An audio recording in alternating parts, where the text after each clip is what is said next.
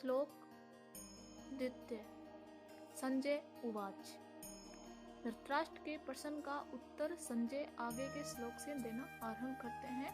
संजय उवाच। दृष्ट्वा तु पांडवानिकं व्यूढ़ं दुर्योधनस्तदा आचार्य मुपसंगमे राजा वचनमब्रवीत्। व्याख्या। तदा जिस समय दोनों सेनाएं युद्ध के लिए खड़ी हुई थी, उस समय की बात संजय यहाँ तदा पद से कहते हैं। कारण धृतराष्ट्र का प्रश्न युद्ध की इच्छा वाले मेरे और पांडु के पुत्रों ने क्या किया, इस विषय को सुनने के लिए ही है। दृष्ट्वा पांडवानिकम व्यूढ़म्, अर्थात पांडवों की वज्र व्यूह से खड़ी सेना को देखने का तात्पर्य है कि पांडवों की सेना बड़ी ही सुचारू रूप से और एक ही भाव से खड़ी थी, अर्थात उनके सैनिकों में दो भाव नहीं थे, मतभेद नहीं था। उनके पक्ष में धर्म और भगवान श्री कृष्ण थे। जिसके पक्ष में धर्म और भगवान होते हैं, उसका दूसरों पर बड़ा असर पड़ता है।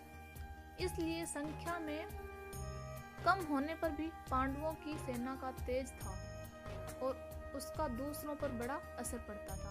अतः पांडव सेना का दुर्योधन पर भी असर पड़ा, जिससे वह द्रोणाचार्य के पास जाकर नीति युक्त गंभीर वचन बोलता है। राजा दुर्योधन। दुर्योधन राजा कहने का तात्पर्य है कि धृतराष्ट्र का सबसे अधिक अपनापन यानी मोह दुर्योधन में ही था। परंपरा की दृष्टि से युवराज दुर्योधन ही था। राज्य के सब कार्यों की देखभाल दुर्योधन ही करता था। धृतराष्ट्र तो नाम मात्र के राजा थे। युद्ध में होने में भी मुख्य हेतु दुर्योधन ही था। इन सभी कारणों से संजय ने दुर्योधन के लिए राजा शब्द का प्रयोग किया। आचार्य मुपसंगमे।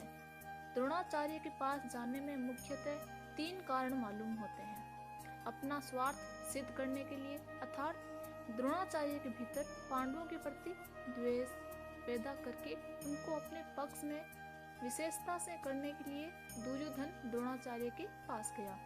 व्यवहार में गुरु के नाते आदर देने के लिए भी द्रोणाचार्य के पास जाना उचित था।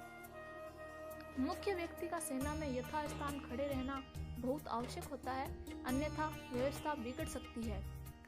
इसलिए दुर्योधन का द्रोणाचार्य के पास जाना उचित ही था।